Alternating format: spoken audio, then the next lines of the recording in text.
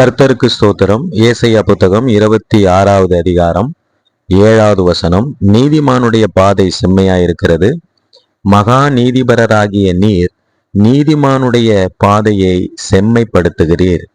எனக்கு அருமையானவர்களே, நம் ஆண்டவராகிய இயேசு கிறிஸ்துவை விசுவாசிக்கிறவர்களே நீதிமான்கள். அப்படி அவரை விசுவாசிக்கும் பொழுது அந்த விசுவாசிக்கிற கர்த்தருடைய பிள்ளைகளுடைய பாதை செம்மையாய் இருக்கிறது.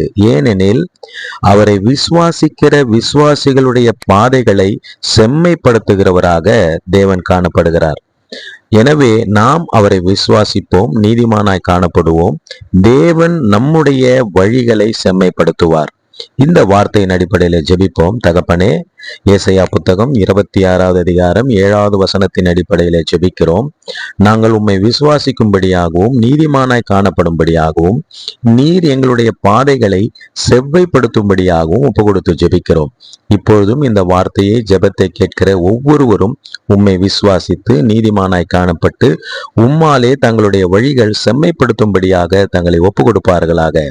இயேசு கிறிஸ்துவின் இனிதான நாமத்துல ஜெபிக்கிறோம் தகப்பனே. ஆமேன், ஆமேன், ஆமேன்.